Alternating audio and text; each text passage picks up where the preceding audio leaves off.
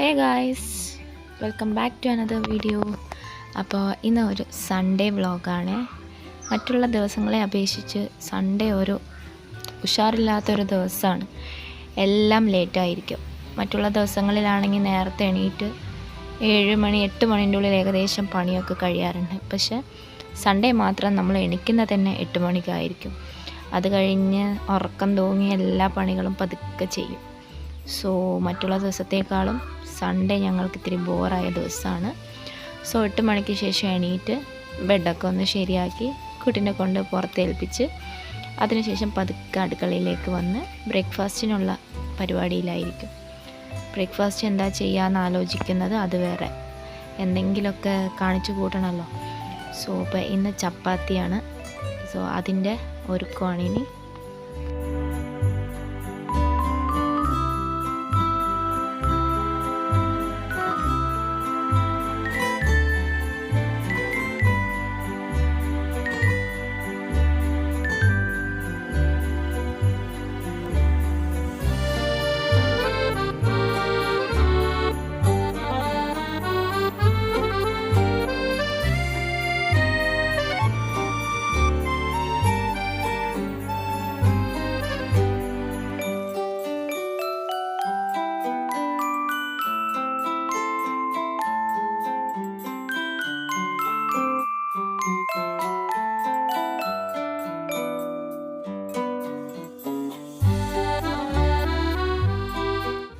മറ്റുള്ള ദിവസങ്ങളിലാണെങ്കിൽ നമുക്കിങ്ങനെ ഇരുന്ന് ചെയ്യാനുള്ള സമയമൊന്നും കിട്ടാറില്ല.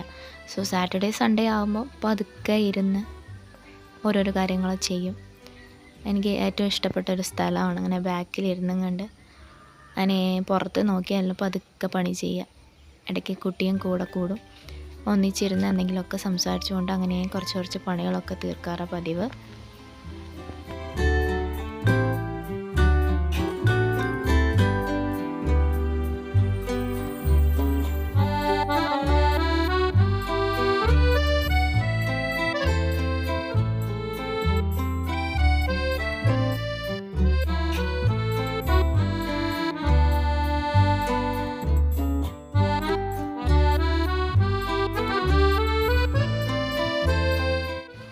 ചപ്പാത്തി ഉണ്ടാക്കാൻ വലിയ എക്സ്പേർട്ടൊന്നുമല്ല.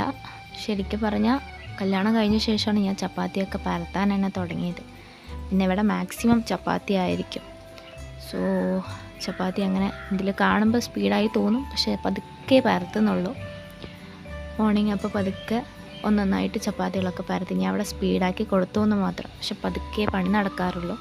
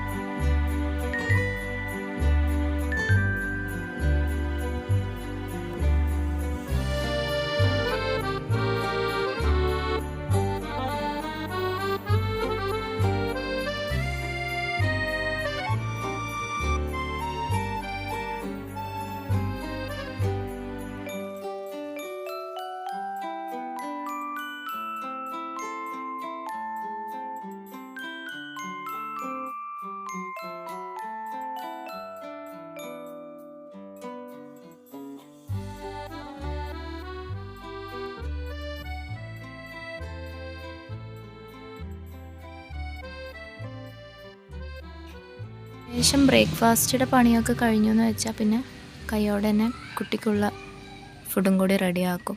ഇതും കൂടി റെഡിയാക്കി കഴിഞ്ഞാൽ പിന്നെ മോർണിംഗിലത്തെ പണി ഏകദേശം കഴിഞ്ഞു നമുക്ക്. അപ്പോൾ കുട്ടിക്കുള്ള കൂളും കൂടി ഒന്ന് റെഡിയാക്കി വെച്ച് കഴിഞ്ഞ ശേഷം നമ്മൾ കൊച്ചിനെ എടുത്തിട്ട് പോയി പുറത്ത് കുറച്ച് നേരം ഇരിക്കും. അതിൻ്റെ ഉള്ളിൽ മറ്റുള്ളവർ ബ്രേക്ക്ഫാസ്റ്റ് കഴിക്കും. കൊച്ചിനെ നോക്കാൻ ഒരാൾ ആവശ്യമായതുകൊണ്ട് എല്ലാവരും തനിച്ചിട്ട് തന്നെയാണ് ബ്രേക്ക്ഫാസ്റ്റ് കഴിക്കാറ്. ഉമ്മയും വാപ്പയും ചെക്കനും കൂടി കഴിക്കും. പിന്നെ മോളിനെ ഞാൻ പിടിക്കും. അതിനുശേഷം മോളിനെ അവരോട് ഏൽപ്പിച്ച ശേഷം ഞാൻ കഴിക്കാറ്. ഇങ്ങനെയായിരുന്നു പതിവ്. സോ ഇനി നമുക്ക് കുട്ടീനെ എടുത്ത് കുറച്ച് നേരം പുറത്ത് പോയി ഇരിക്കുക.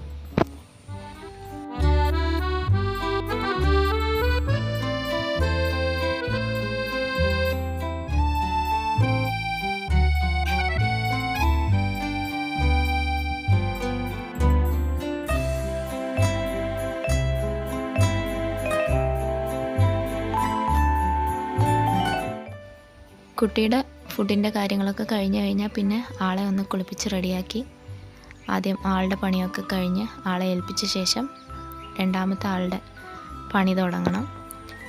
ആളിനെ വേഗമൊക്കെ ഒന്ന് ഒരുക്കി അവരുടെ കയ്യിൽ ഏൽപ്പിക്കും.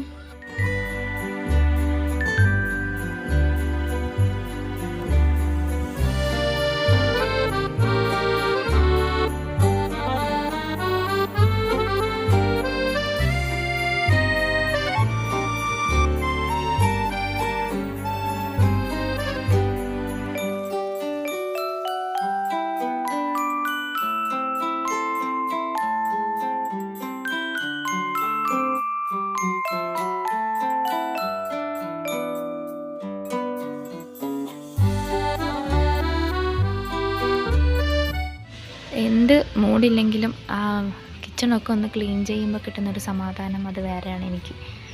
അടുത്ത പ്രാവശ്യം ഞാൻ കിച്ചണിലേക്ക് കിടക്കുമ്പോൾ എനിക്ക് അവിടെ ക്ലീനായിരിക്കണം, അല്ലെങ്കിൽ ആ ഭാഗത്തോട്ട് തിരിയാൻ പോലും മനസ്സ് വരില്ല.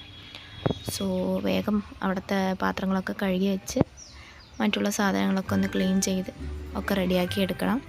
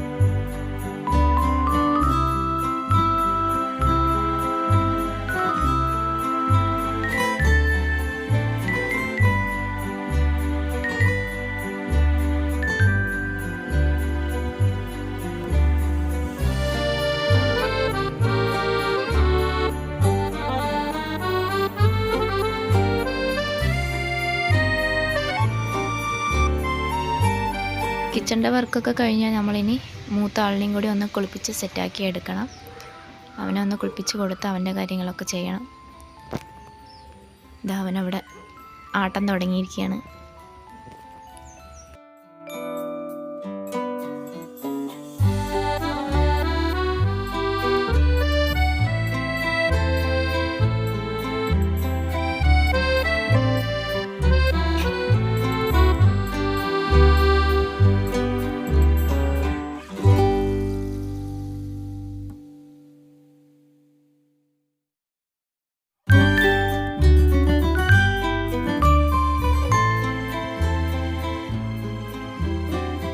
ഇയാളെയും കൂടി കുളിപ്പിച്ച് എല്ലാം റെഡിയാക്കി കഴിഞ്ഞാൽ ഇനി നമ്മുടെ ഏകദേശം വർക്കൊക്കെ കഴിഞ്ഞു. പിന്നെ രണ്ടാമത്തെ ആളിനെ വിളിച്ചിട്ട് വന്നിട്ട് നമുക്ക് ആളിനെ ഒന്നുകൂടെ ഉറക്കിയെടുത്താൽ ഏകദേശം പണിയൊക്കെ കഴിഞ്ഞു. സൺഡേ എന്തെന്നെ ആയാലും രണ്ടുപേരുടെ പണി നോക്കണമല്ലോ. അങ്ങനെ മൂടില്ലാത്തൊരു ദിവസമായിരിക്കും ഈ സൺഡേ. മറ്റുള്ള ദിവസങ്ങളിലുള്ള ഉഷാറൊന്നും എനിക്ക് ഈ സൺഡേ ദിവസങ്ങളിൽ കാണാറില്ല.